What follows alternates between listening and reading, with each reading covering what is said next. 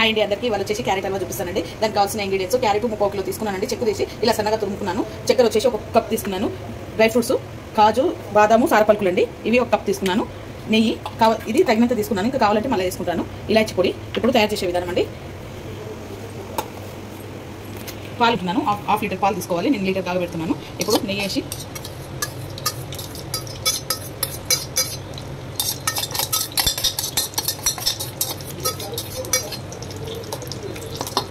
Dry fruits వేయించుకోవాలండి.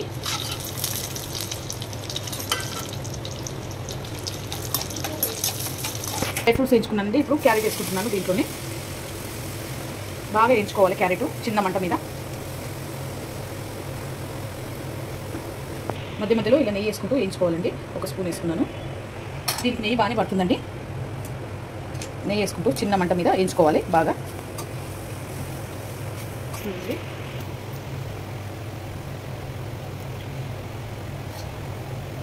వేసుకుంటూ బాగా కలుపుకోవాలి.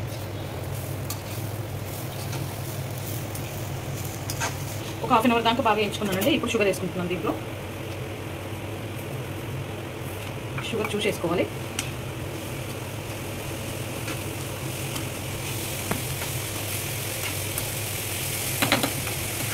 షుగర్ కొంచెం వేసుకుంటున్నాను నేను, తక్కువబడింది.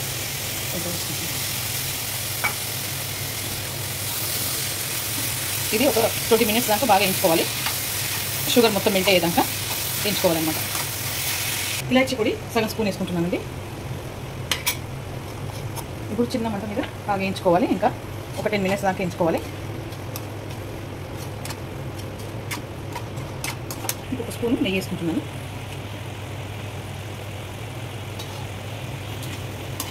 ఇంత నెయ్యి వేసుకుంటే అంత టేస్టీగా అవుతుంది క్యారెట్ హల్వా. ఓకేనండి, 10 మినిట్స్ దాకా బాగా వేయించుకున్నాను. ఇప్పుడు సిమ్లో పెట్టుకొని 1/2 లీటర్ పాలు పోసుకోవాలి.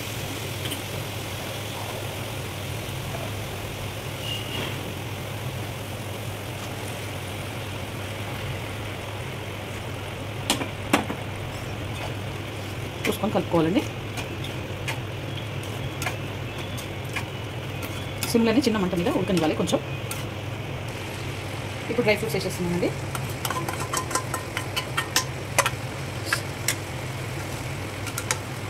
సిమ్లో పెట్టుకోవాలి. డ్రై ఫ్రూట్స్ వేసుకొని ఇంకొక స్పూన్ నెయ్యి వేసుకుంటున్నాను. మొత్తం 4 స్పూన్లు పడిందండి నెయ్యి.